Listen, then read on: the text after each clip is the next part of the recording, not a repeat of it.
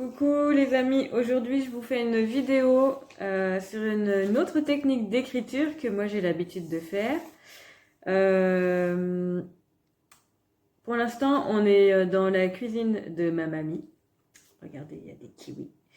Et en fait cette première étape vous pouvez la faire à la maison mais aussi vous pouvez la faire dehors.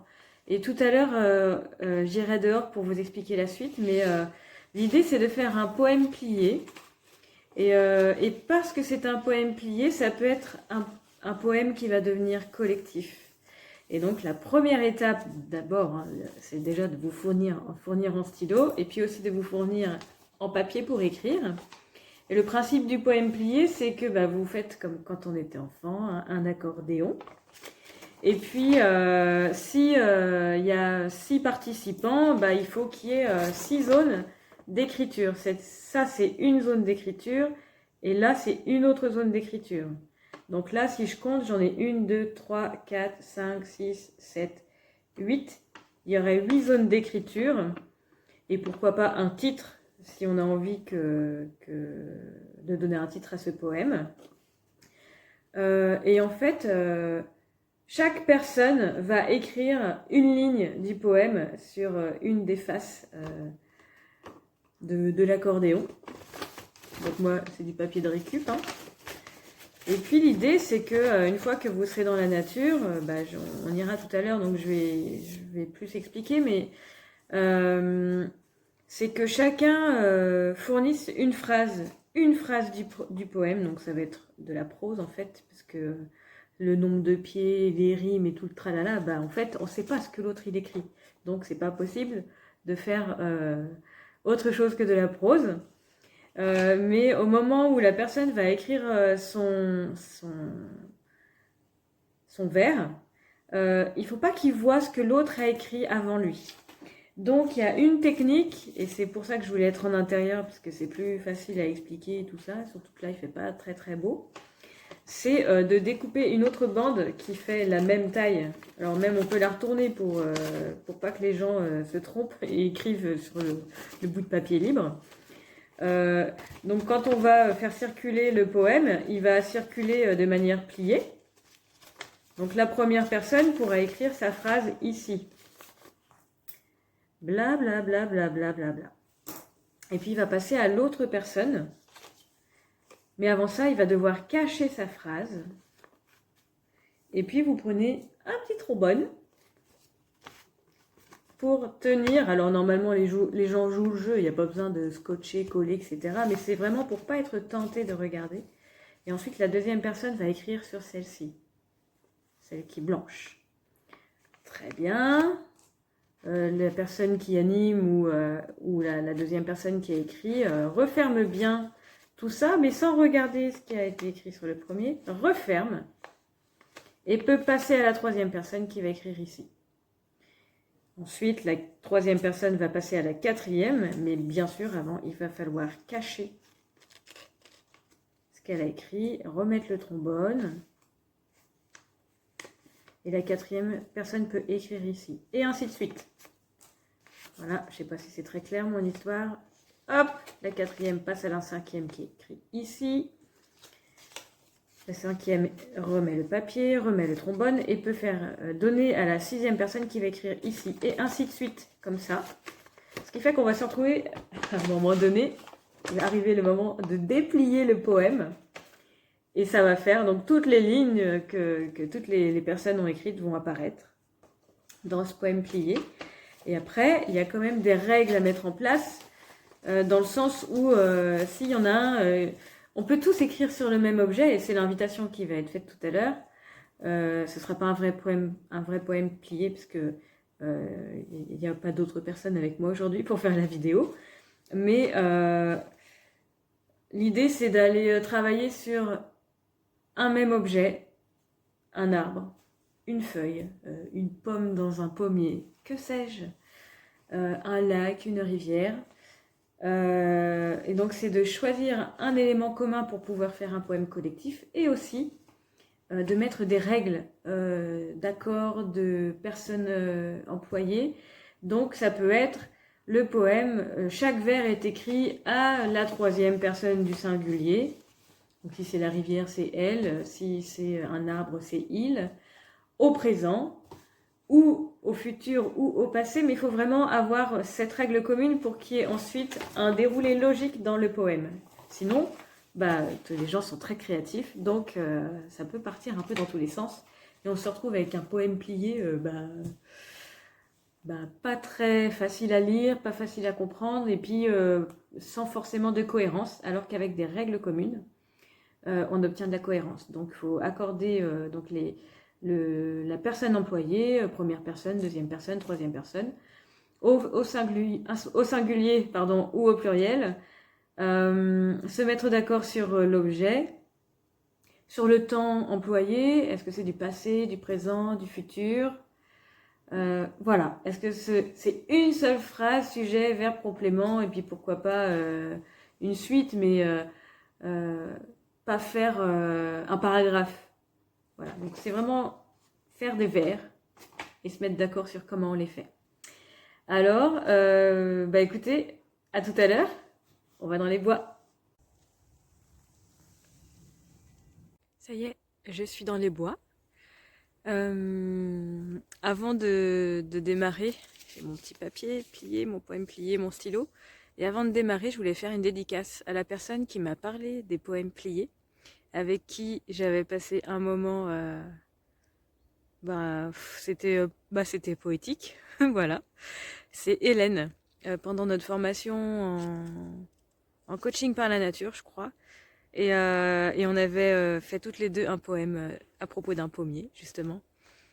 Et c'était un moment plein de douceur, et en fait, le poème plié avait fonctionné. Donc voilà, je voudrais l'embrasser. Autre point, quand on propose ce genre d'exercice, il est important de poser l'énergie avant. Si vous faites un grand jeu en mode animation et que, paf, tout de suite après, poème plié, autant dire que ça va peut-être pas marcher tout de suite. Même s'il y a des gens pour qui l'écriture sort facilement, il y en a d'autres pour qui ça peut coincer, et d'autant s'ils ne sont pas connectés à leur intériorité. Donc il est important de faire cette étape, commencer par de la respiration, vraiment poser l'énergie, et puis faire des invitations sensorielles, de réveil des sens en fait, hein, de tous les sens, parcourir tous les sens pour vraiment se poser en nature, se poser dans son corps et se poser dans son intériorité. C'est important de faire cette étape-là, au moins une vingtaine de minutes, parce que quand vous arrivez, vous êtes encore en train de penser à votre liste de courses, et écrire un poème là-dessus, c'est compliqué. Et deuxième chose à ce propos là à faire avant d'initier, c'est vraiment dire aux gens que en fait on n'a pas d'attente sur le résultat. Le résultat est une surprise. Le résultat est créatif. Le résultat n'est pas attendu en fait. Voilà. Ce qui compte, c'est le processus et comment on fait ce qu'on fait ressortir. Et donc, parce qu'il y a des gens pour qui il est compliqué d'écrire, il est compliqué peut-être de faire voir que ils font des fautes d'orthographe ou que sais-je. Il est important de décomplexer les gens avant ça, donc leur dire qu'on va le lire, mais que voilà, on ne va pas juger ce qui est écrit, qu'on est dans l'ouverture et dans la bienveillance tous ensemble, et que voilà. On n'est pas en train de demander du Victor Hugo, on est en train de demander une petite expression personnelle, en fait, une expression de soi. Et que même si on n'a pas envie de participer parce que vraiment ça nous met mal à l'aise, il n'y a pas de problème, on ne fait pas, il n'y a pas de souci. C'est important de le rappeler parce que vraiment, il y en a pour qui c'est facile, et puis il y en a pour qui ça met dans l'inconfort d'écrire à plusieurs et de ensuite lire à haute voix même ce qui a été écrit. Donc vraiment mettre un cadre bienveillant à tout ça. Voilà. Et écoutez, le thème que je choisis, avec ce poème plié que je vais écrire toute seule, ce sera les bruits des autres. Et je vous explique pourquoi. Parce que je suis le long du canal de la Seine, Et il y a des familles qui se promènent, elles me voient pas, elles m'entendent pas. Par contre, moi, je les entends. Et c'est super agréable. Là, il y a le train. Il y a un pic un peu plus loin. Je le vois pas, mais je l'entends. Il y a les rouges-gorges qui se signalent entre eux. Et donc, il y a plein de bruit autour de moi, même si tout paraît tellement endormi. Voilà, je vous fais un petit tour, vous allez voir, c'est hyper endormi. Voilà. Et puis, les règles, du coup, que je me fixe à moi-même, mais que j'aurais pu fixer à un groupe en entier. Donc, au-delà de la thématique qui est les bruits des autres, ce serait d'utiliser, du coup, la troisième personne du pluriel, il avec un S, au masculin, il comme les bruits des autres, d'utiliser le présent et de faire des vers assez courts. Voilà. Pour une lecture rythmée, voilà. Pas de prise de tête sur ce qu'on écrit. On a le droit d'utiliser le ton de l'humour, tous les tons qu'on veut, sauf les tons grossiers. Voilà, bah écoutez, je vais me poser et puis je vous raconte un peu plus tard. Alors voilà, on est tout tordu, c'est parce que vous êtes posé sur deux branches qui ne tiennent pas très bien. Alors j'ai écrit le poème plié. Pour jouer le jeu au maximum du poème plié et du coup des vers qui seraient écrits par différentes personnes, j'ai pas tout écrit d'un coup. J'ai écrit au fil de ma balade, ce qui fait que, en tout cas, moi j'ai vraiment eu l'impression d'écrire sur des choses différentes. Mais évidemment, c'est quand même tout moi, donc il y a peut-être des ressemblances dans le type d'écriture et c'est normal, c'est parce que je suis une seule personne. Voilà, donc je rappelle que vous pouvez le faire à deux, puis vous pouvez même faire, en fait, si vous êtes un grand groupe, organiser juste des binômes. Et peut-être aussi c'est bien justement pour cette cohérence de l'écriture. Si on n'est que deux personnes, ça va donner un rythme dans la recherche de cohérence. Alors que si vraiment on est nombreux à avoir des styles très différents, voilà, ça va donner un truc créatif. Bon, faut tester plein de trucs et puis comme je vous disais tout à l'heure, l'important c'est pas le résultat, c'est ce qu'on fait au moment où on le fait. Après, il faudrait pas non plus, même si vous avez posé le cadre, que c'est pas le résultat qu'on attend, qu'il y ait des personnes pour qui ça devienne une expérience négative. Et voilà, faut tester, il faut tester. Alors, si vous voulez, je vous lis ce que j'ai écrit pendant que je viens d'identifier le couinement dont je parle à l'intérieur. Je suis juste à côté, c'est un arbre qui frotte. Alors c'est parti. Ça s'appelle Les bruits des autres. Ils sont partout, tout le temps, même quand on croit que tout est mort. Ils sont mes pas dans la gadoue. Ils pépient, ils pouiquent et ils pouaquent, comme un refrain sans fin. Ils sont au loin. Entendus sans être vus, le jet, le rouge-gorge, le bruit du train sur les rails, le craquement des branches et là-bas, un léger couinement. Autant de vie dans tant d'immobilisme, on ne s'entend plus ici. Voilà, j'ai écrit ça. Tester.